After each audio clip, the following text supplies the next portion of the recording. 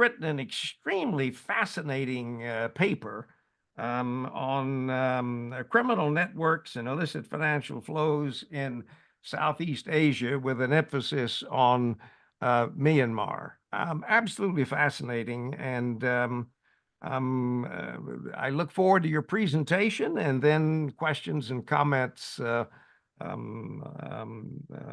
from all of us. Go ahead. Who's making the presentation? Thant or both of you, or what? It's your show. Yeah, so thank you for having us today. My name is Thant, and I'm originally from Myanmar, previously known as Burma, and currently reside in Indonesia. And I recently completed a dual degree master's in sustainability management, which is funded by a scholarship from the Norwegian Ministry of Foreign Affairs and at the University of Gajah Mada in Indonesia and the University of Agder in Norway. And previously, I worked as a tutor at Yale University of Economics in Myanmar. And my research interests include sustainability management, commerce, and new institutional economics. And I'm currently exploring PhD opportunities while working on research projects like this one. And this is a joint work with my co-author and friend, Thura Zan. And Min, please go ahead and introduce yourself. Thank you very much, Dan. I hope you can hear me because I'm outside, so I'm worried that my audio might be not very audible. My name is Min. Yeah. Thank you very much. My name is Min. I know we have a very long name, so I go by Min.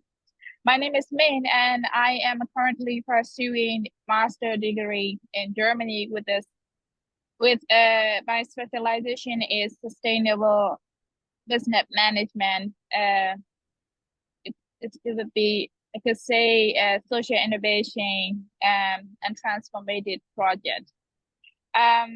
Yes, we are very happy to present our topic today because our scandemic, which is the word for scamming criminal organization through operated through online, which has been hitting Southeast Asia very hard since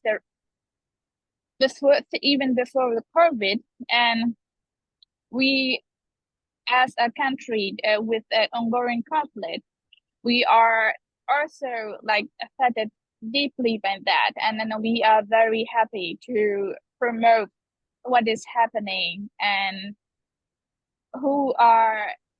what kind of actors are involving and what can we do and with our topic. So I hope you enjoying our presentation. Thank you. Let's go ahead. Thant, are you going to lead it off, or Min?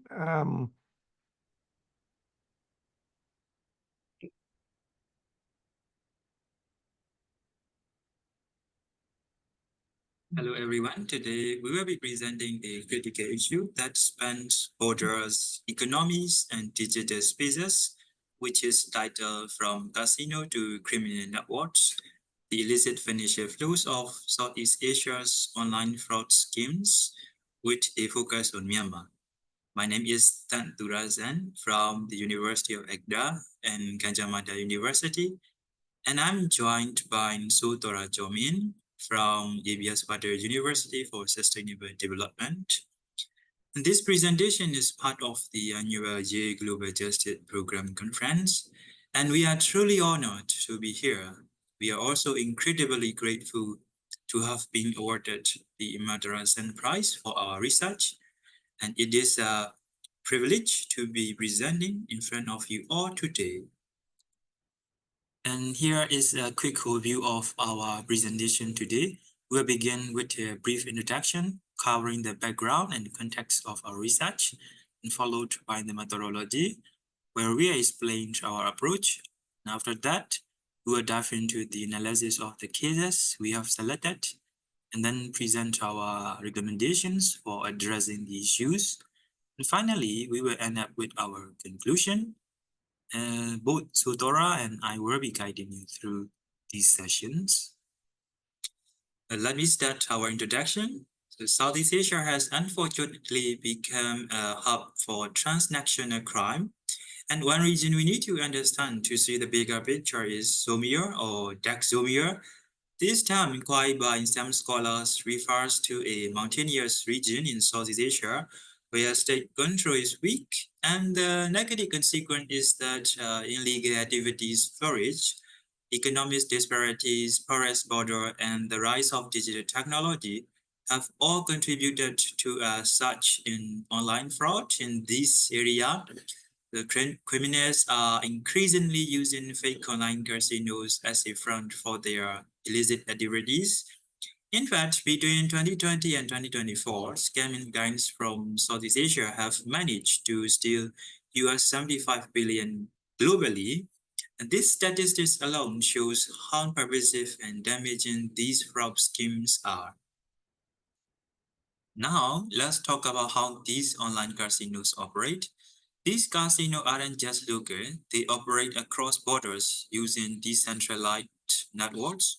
Corrupt officials often enable their operations, making it difficult to dismantle them. They are quick to relocate whenever authorities come close in, and this makes them a constantly moving target. And what is more is that weak anti-money laundering measures in Southeast Asia have made it easy for these criminals to launder their illicit funds. They use sophisticated social engineering tactics to build trust with their victims before defrauding them. And then once they have tricked people into handing over their money, they launder the proceeds through complex financial networks, sometimes even into sectors like the Chinese real estate market. Now I would like to present Myanmar profile, which is one of the country in Southeast Asia. As the second largest country in Southeast Asia, Myanmar has a strategic position bordering China, Laos, Thailand, India, and Bangladesh. This geography has made it a historical crossroads for trade and geopolitics, but it had also made Myanmar a hotspot for illicit activities. In Myanmar, we see the rise of Japian, a Burmese transliteration of the Chinese term for fraud.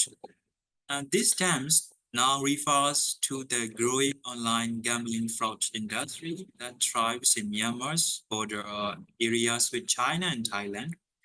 These border regions are plagued by weak regulations and control by Burmese military and several other ethnic groups. And in 2023, we saw these operations spread to major cities in Myanmar like Yangon and Mandalay, which shows how bold these criminal networks have become. So this is the methodology part. The methodology we used for this research involved qualitative analysis method to understand the complexity of these illicit financial flows. We focus on two key case studies, the Myanmar-China border and the Myanmar-Thailand border. For our data, we relied primarily on secondary sources. This includes reports, articles, and our own investigations through social media and Telegram applications. And one key limitation we faced was the lack of quantitative data and figure. And we think it is quite common when studying or talk about illicit financial flows, as these activities are often hidden or undocumented. And despite this, our approach allowed us to dig deep into the patterns and behaviors of these networks. Now I will hand it over to my colleague, Thura Zan, who will continue with the presentation. Thank you very much, Thant, and I will take it from here. Yes, let's get into business. So we selected the China-Myanmar and Thailand-Myanmar border as focus area due to their critical role in illicit cross-border activity and also because of their unique geopolitical significance. And moreover, both regions are particularly nutritious for being hotspot for varieties of illicit activity ranging from online scamming, human trafficking, money laundering, and the list go on. That is to say, these regions are important because they show us how weak governance and regulation and cross-border crime can work really well together. So understanding these cases can give us a better picture of the bigger problem like transnational crime in this region. Moving on to our first case, a significant portion of the criminal activity on the China-Myanmar border can be traced back to the Cambodia Thai border region. Due to the stricter crackdown by the Cambodian government, criminal groups have migrated to various points along the Myanmar border, including popular border cities like Myawaddy, Chikogo, Laogai, and Pansan. One such place is called Laogai, particularly noteworthy city located in northern Shan state of Myanmar. Laogai share a border with China Yunnan province. The governance in Laogai is also interesting, as Laogai serves as the headquarters of the Kogan Autonomous Region, which is jointly controlled by Myanmar military and Kogan military, which is local ethnic forces. Unlike most regions in Myanmar, where gambling is completely off limit, the Kogan region is like a casino paradise. Many pour into the casino and also to their associated businesses, which in turn make Kogan a pretty wealthy place with lots of fancy buildings. The group in charge of running things in that region is called the Kogan Autonomous Region Management Committee. Although the Myanmar military hold the most power in Laogai, permission to open a casino is not solely granted by the military or the Ministry of Hotel and Tourism. It must be obtained through the Kogan Autonomous Region Management Committee. Since there aren't enough workers in Laogai to handle all the local and the foreign visitors coming to the casino, gambling hall, and hotel, these establishments are hiring and welcoming more and more employees. The thing is, some of these establishments and casinos are not real.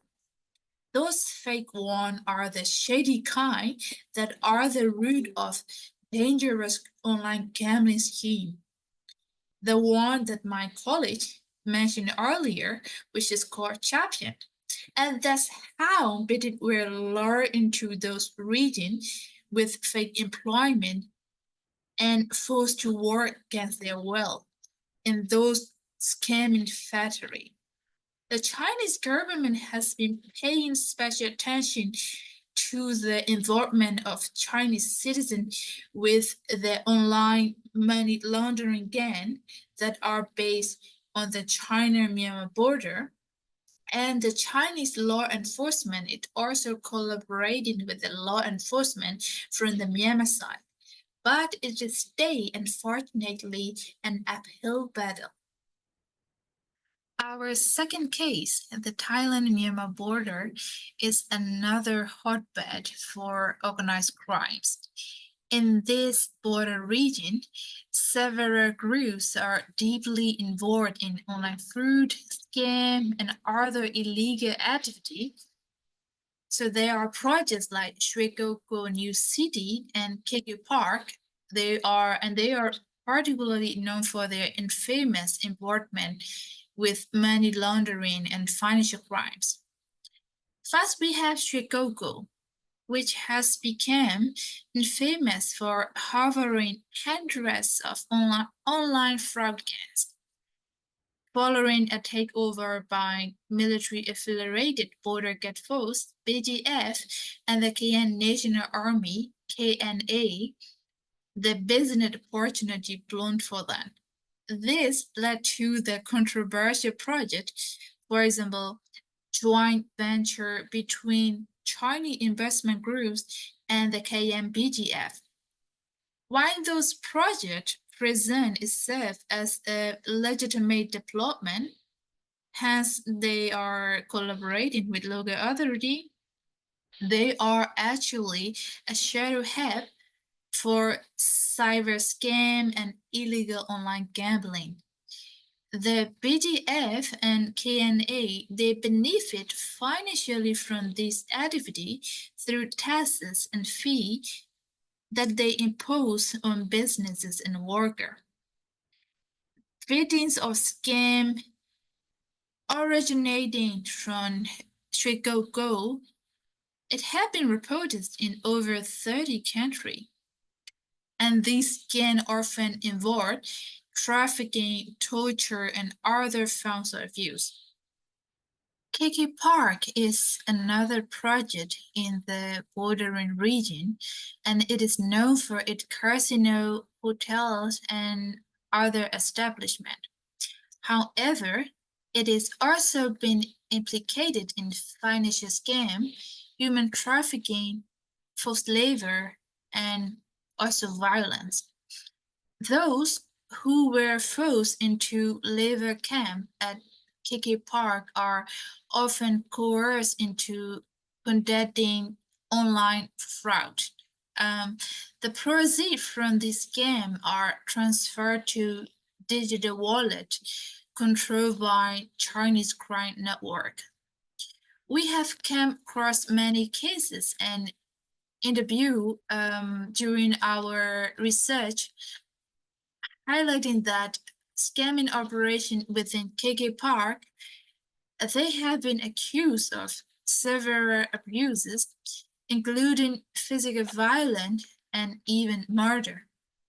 These cases, they highlight the dark side of the region's development and the exploitation of the vulnerable individual. We discover some of the common scamming tactics used by the scamming organization from those regions. One common method is social media exploitation. The scammer often use platforms like Facebook and Telegram, which are very, very popular in Myanmar, to target individuals.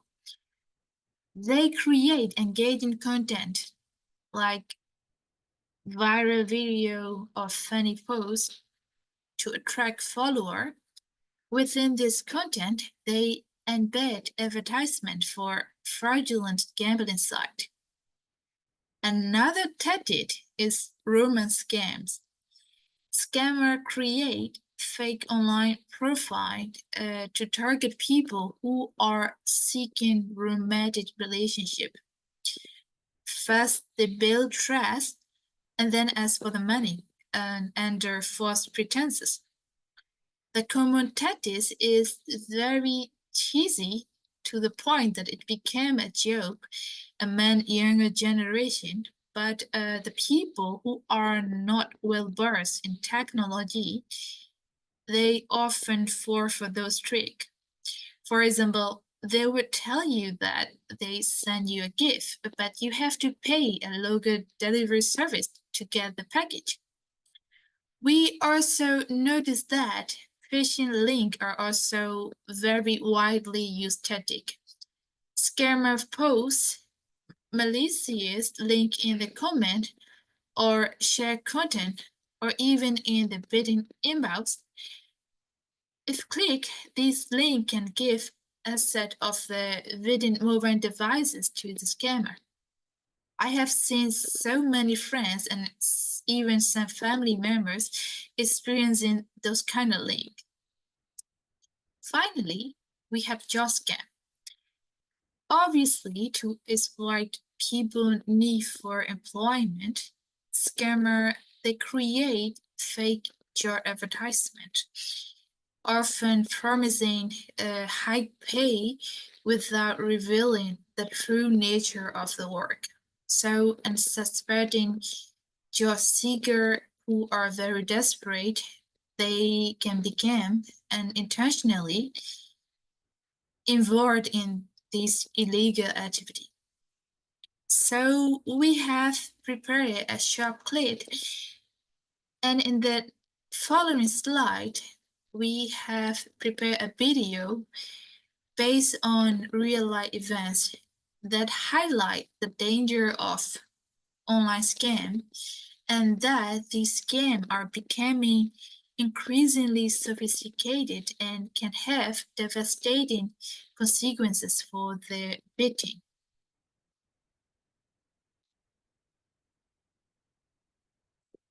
Mr. Wu, 30-year-old, is a small business owner who distributes tea leaves in a small town. He promotes his business on Facebook, including posting his business phone number. One day, Wu got a call from another businessman called Mike, who is said to be owner of Deliver Service. On the phone, Mike convinced Wu to do a business with him by marketing how his delivery service is cheaper and faster than others. Wu decided to get into contract with Mike. Mike told Wu that since Wu live in remote town, he will send Wu a link to an app where he can upload documents. Wu downloaded the app, accepted terms and conditions from the app. The following days, Wu was asked confirmation code from his SMS, followed by his online banking account address. Wu later was told to open the links Mike's colleague sent. 5 or 6 days later, Wu started getting calls from local loan businesses who asked Wu to repay the money he borrowed. Wu was confused as he never took any loan out. He kept getting calls from different numbers who harassed him for monies. A few days later, his friends and family also started to call him and asked him why Wu had their number to loan businesses. Wu then realized Mike hacked his phone and asked him to stop. Mike demanded money from Wu to stop all the harassment, and Wu agreed to pay in order to be left alone from Mike and their associates' online scamming ploys. Even after paying money Mike demanded, online harassments never stopped and Wu was left devastated. Here, let's dive deeper into the factor driving the prevalence of online scam and other illicit activities in those bordering regions. First, we have economic disparities. In regions with extreme income inequality, like Myanmar and for other low-income nations nearby, individuals facing financial hardship may be more likely to engage in those activities or forbidden to those crimes. Here, the lack of opportunity and desperation for survival that can push people toward illicit activity. And next, we have corruptions and weak governance. One official involved in corruptions or law enforcement are unoffended, it creates a fertile ground for criminals for them to operate without an ounce of fear. Moreover, bribery and weak oversight that can hinder effort to combat crime in those areas. That leads us to the next point, political instability. Conflict and instability, they can lead to a breakdown in law and order. That in turn create opportunity for criminal network to flourish. In regions affected by conflict, the absence of stable government that can further facilitate illicit activity.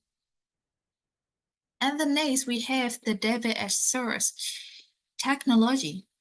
The internet and the digital technology, it has been revolutionized the way crimes are committed. The global reach of the internet, it allows criminals to target victims across the border, while social media and the online platform provide new venues for scam and fraud.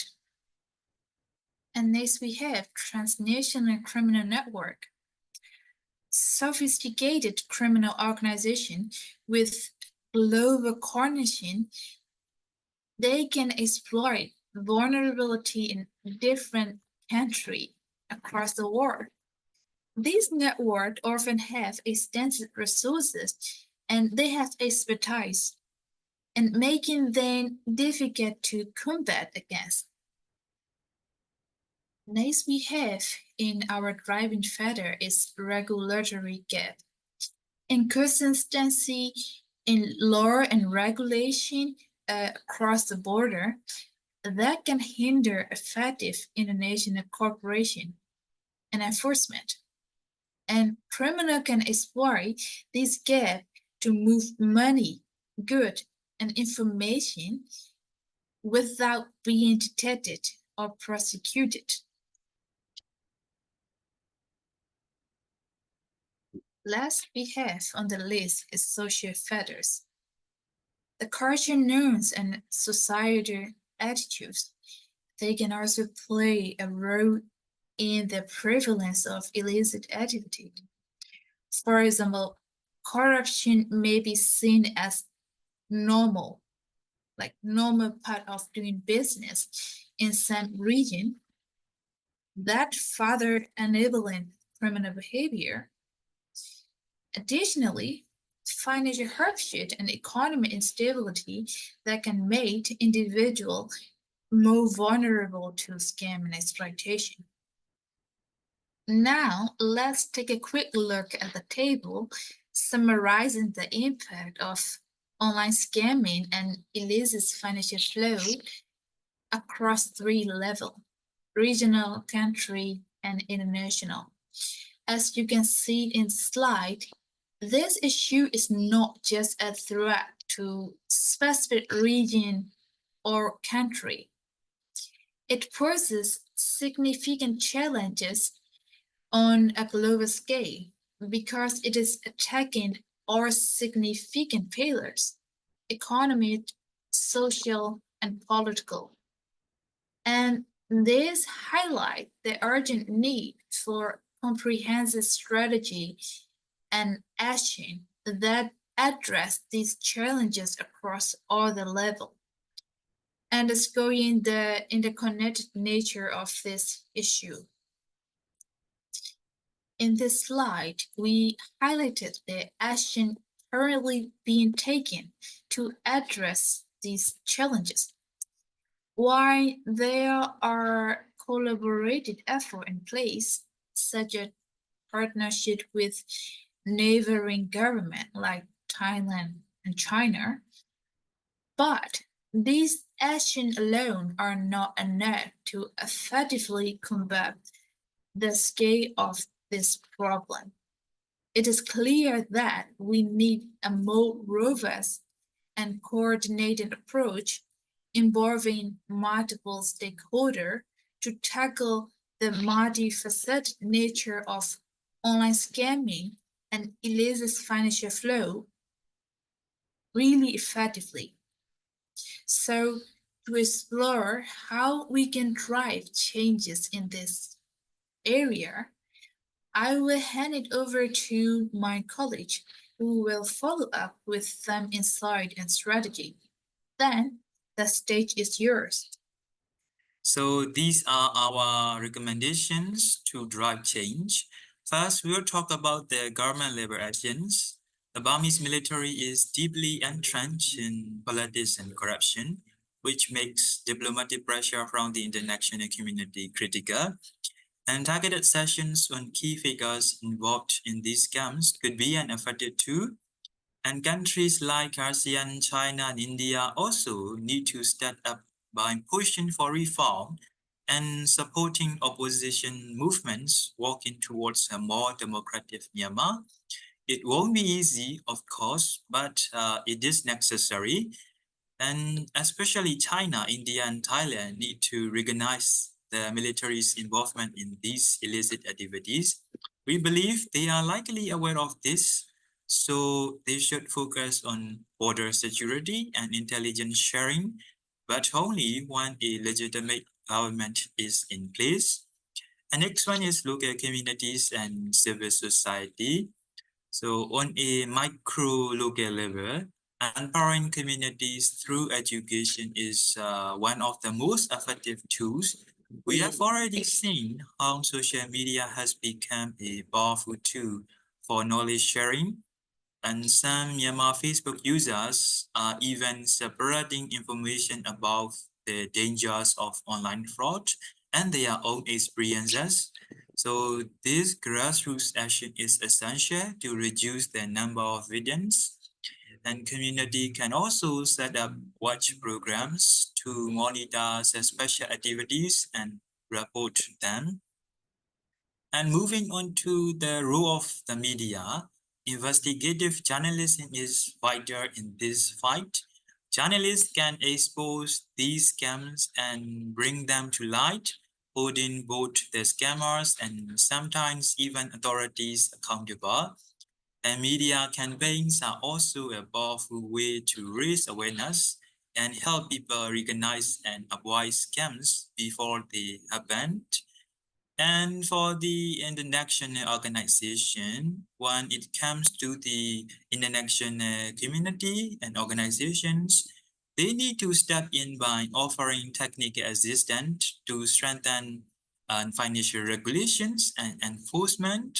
This will make it harder for illicit financial flows to go undetected. And foreign aid can also play a significant role by helping countries like Myanmar improve their border security, law enforcement, and institutional frameworks to better combat these criminal networks. And however, it is important that this support does not in any way legitimize the military's control.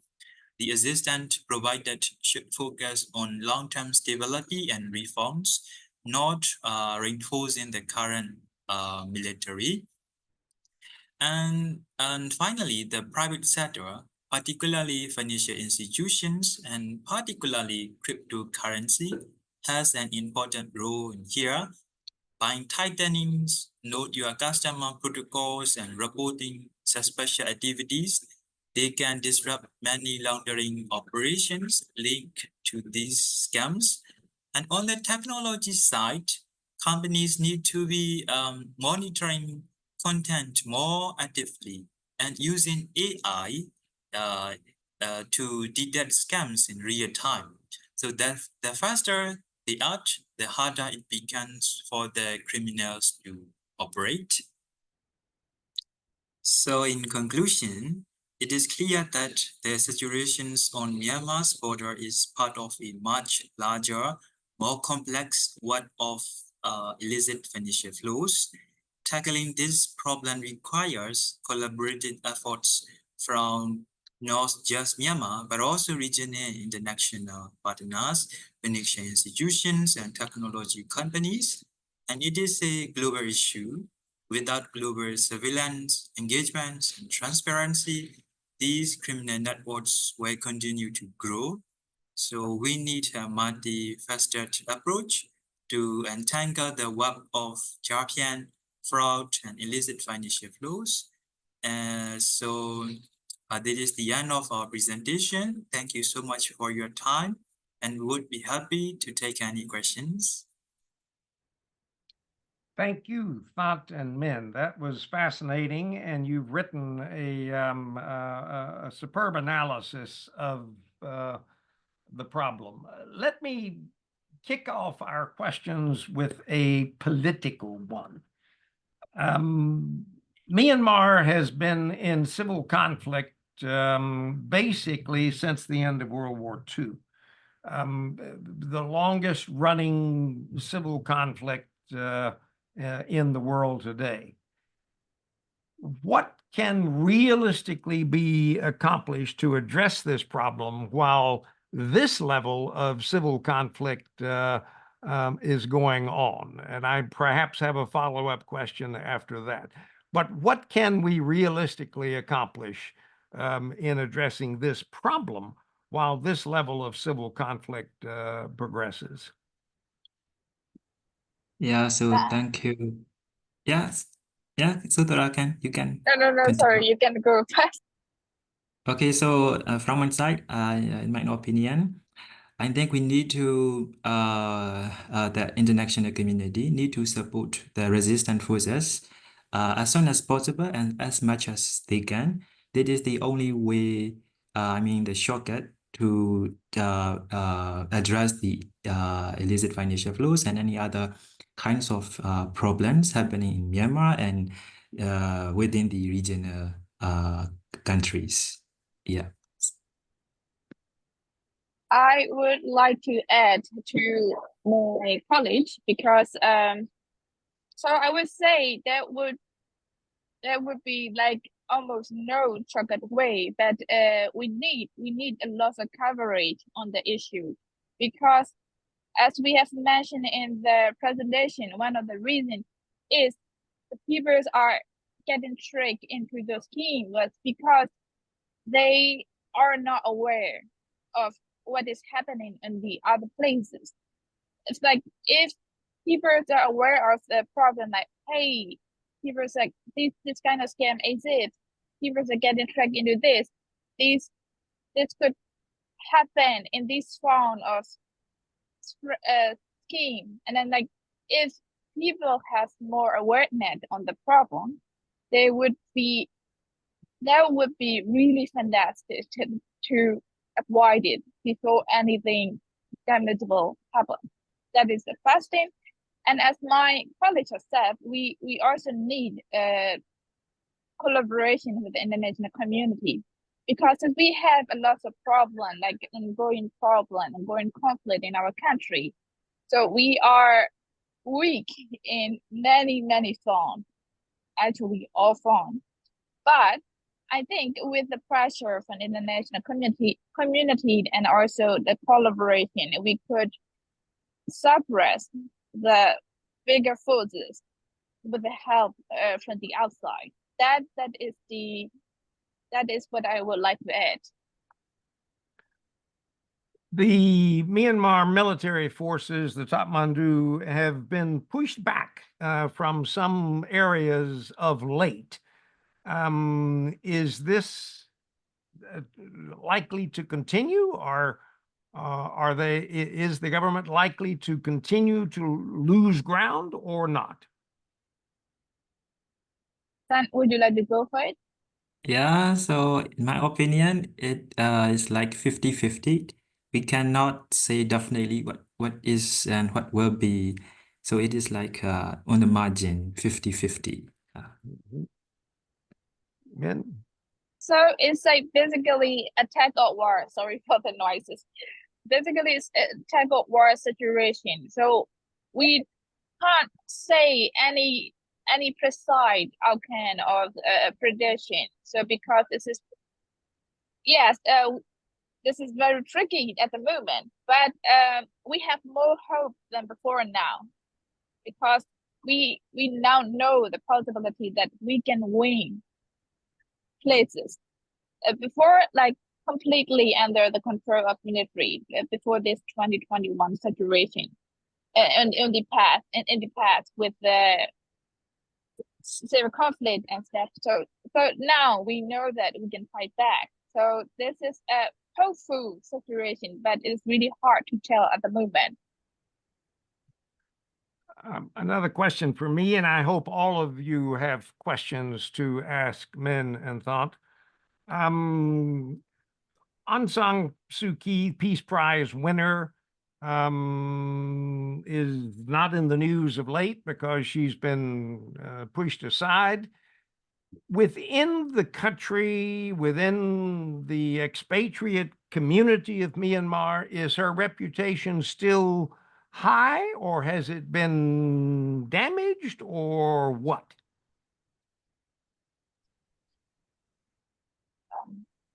Dan, would you like to go for it? Yeah, go ahead, me. Okay, then I will go ahead. So I would say she still have a really solid group of supporters, and then they are very eager and hunger for any information related to her. So I would say she still has a solid supporter, And yes, a greater grounds for supporter and support, I would say. Thought? But internationally, I'm not quite sure but I think international community is also very curious about that, about our well-being. Okay. Thought, any comment? Yeah, so long story in short, she still had the support from the people of Myanmar, and she still considered as the lady of the country. Yeah, and we are hoping to release her as soon as possible because she is now 85 years old. So yeah, and she was sentenced to 25 more in prison. Yeah. Thank you. Now, please, let me throw it open to the questions of others. This is an excellent presentation. What are your questions? Not going to let you off the hook. What questions have you got?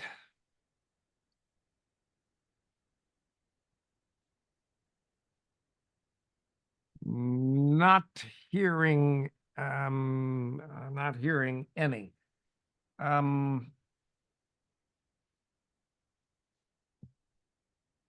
We've talked a little bit about international pressure and effort and so forth. I'm gonna expose you to one of my pet peeves in the world. And that is that the issues that we are talking about, illicit financial flows and their impacts on the developing countries, are hardly addressed by the World Bank and the IMF. As you probably know, the annual meetings of these two organizations are taking place in Washington this week. The World Bank and the IMF basically will not address the issue of illicit money flowing across borders out of developing countries into Western economies. And that has been one of the driving forces of my work, is to bring this issue to the table and hopefully to have eventually some impact on the World Bank and the IMF addressing these issues. The reason they will not address these issues is because that flow comes from developing countries into our Western coffers, into the United States and into Europe and so forth. And the World Bank and the IMF will not criticize in any strong terms, will not criticize the richer countries for their receipt of this money. Estimates are as high as $60 trillion that have passed primarily out of poorer countries into Western economies. It would not be possible for the World Bank to take up this issue. It's not possible for the IMF to take up this issue. The IMF flirted with addressing the issue of illicit financial flows 5 years ago, and then found a convenient out for themselves. And that out was that they could not distinguish between what's legal and what's illegal, and therefore could not make an estimate of illicit financial flows. And in particular, their concern was that they could not address accurately the commercial component of illicit financial flows. And of course, I fired back to them and said, the simple answer to your dilemma is address both. Address what is legal and address what may be illicit and not clearly illegal. Much of trade misinvoicing is illegal in some countries and not in other countries. But the simple answer to your question is address both aspects of the problem. World Bank and IMF will not do that because they will hide behind the lack of a clear definition and therefore the lack of a way to go forward with this issue. I'm a strong critic of the World Bank and the IMF in this connection, and that's what makes your work pointing out this problem so important. It's got to come from your level up if it's going to get anywhere. Have I sufficiently criticized the world's lack of effort on this problem or not? What do you think? Yes, I think it's also an issue because but they would counter it back because that we have discussed in our presentation that like very huge amounts of those funds operated in those operations, they are transferred through cryptocurrency. So the thing is even in established world like the European Union, they don't have enough regulation to regulate the flow of cryptocurrency. Yes, like their selling point is you can trace it, that you can trace the trade, the path, and but the thing is like how do you do it? Like you said, like what is legal, what's not illegal, and how are you gonna do it? That's kind of like a problem. So I think even if you point it out to them, they would throw it back like, oh, we don't have enough ground or regulation to cover that. And then like, until then, this is gonna be like very loose in the wine. That's my opinion. Thank you.